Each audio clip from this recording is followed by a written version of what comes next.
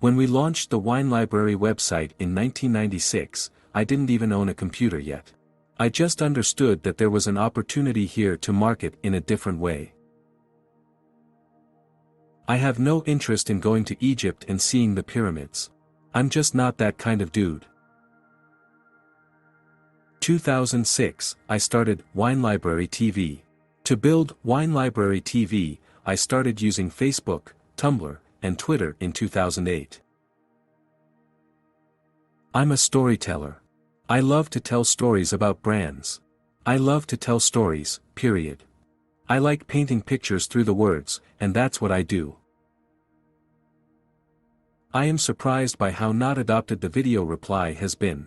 What keeps other people from doing it, I think, is that they think a video comes across as, "I'm cool, look at how many emails I get." That perception doesn't scare me, because I know who I am. A broad trend I'm completely obsessed with is mobile commerce. Like completely. I'm completely convinced that everybody's going to be buying from their mobile devices. Whoever can claim that space or be in that space, I'm very interested in.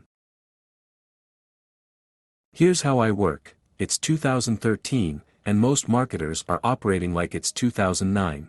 I'm always trying to market like it's 2015, but not like it's 2020. A lot of my contemporaries who understand where the world is going, go too far out, and aren't practical. I have always prided myself on being visionary, with a heavy practicality. When I hear people debate the ROI of social media, it makes me remember why so many businesses fail. Most businesses are not playing the marathon. They're playing the sprint. They're not worried about lifetime value and retention. They're worried about short-term goals. I want people to know their palate is a snowflake. We all like different things. Why should we all have the same taste in wines? The first thing I ever invested in was Twitter.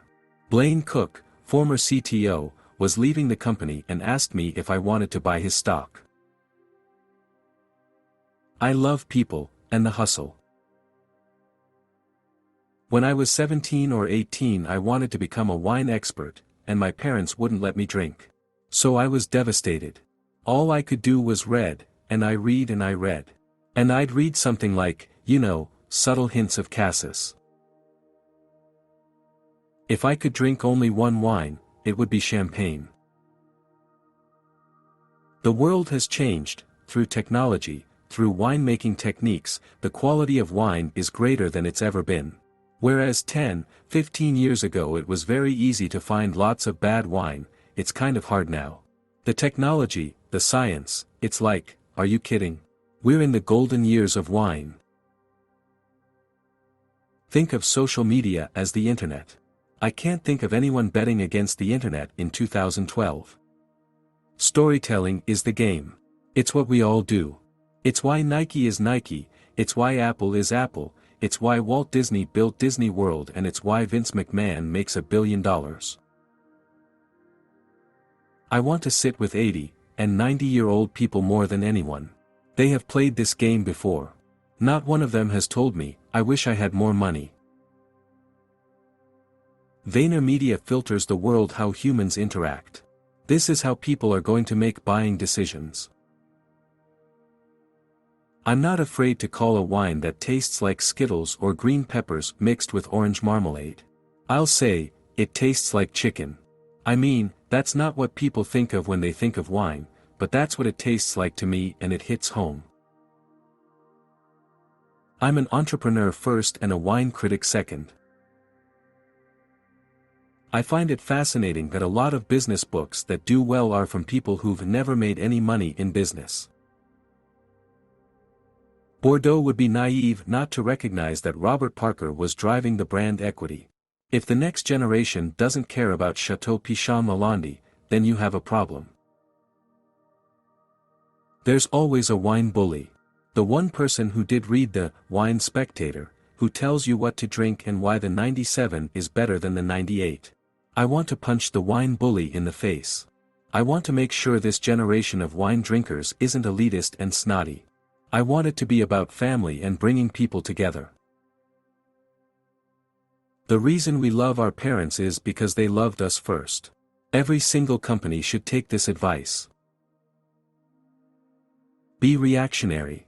React to what the market wants. And the market wants one-on-one real-time engagement. Now that we have the tools to engage, I'm going to continue fighting for the end user. I am wired like a CEO and care a great deal about the bottom line, but I care about my customers even more than that. That's always been my competitive advantage. Really, truly, try to figure out what your palate is all about. If you've determined that you don't like dirty old stinky wine, old world flavors, you probably like new world fruit bombs. Stick to Shirazes and California Cabernets or Zinfandels. Best wine if you're stranded on a deserted island. 1982 Ceylon Champagne. It's insane to me to ask anybody to be what they're not. Know what you know the best, love the most. That's always going to be the answer to the thing that you have the best shot at winning at. Okay, let's talk about cartoon labels for half a second. Some people think anything with a dog or a car or a colorful alien is garbage, which is not true. Look at Big Moose Red. It's like a $6 wine with a cheesy label, and it's actually a solid wine. One of the things that I'm really proud of is that I have really good timing. It's very easy for me to see what's coming up, and it's no coincidence that I went headfirst into wine and then headfirst into new media, none at all. I'm pretty good at sticking to what I know. You don't see me social commentating on healthcare or presidential debates.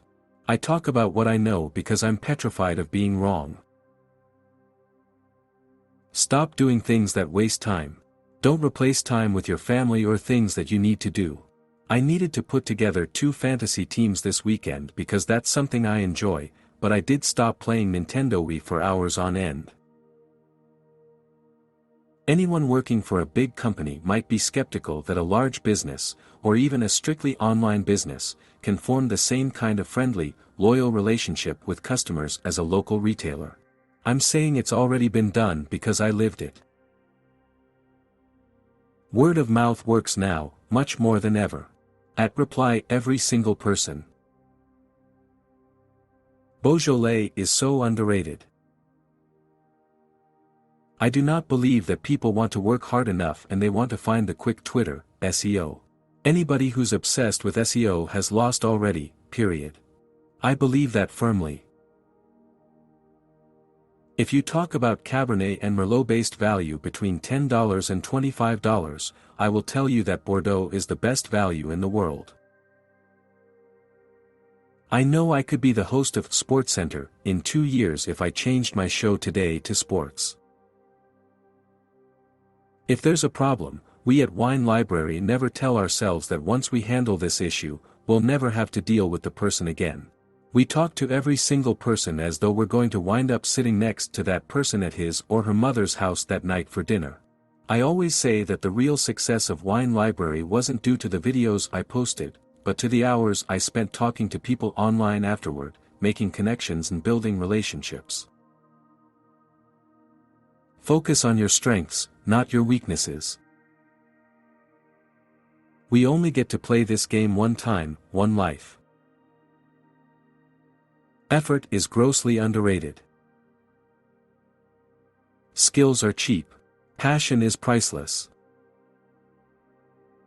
The best marketing strategy ever, care. You didn't grow up driving. You figured it out. The only differentiator in the game is your passion and your hustle.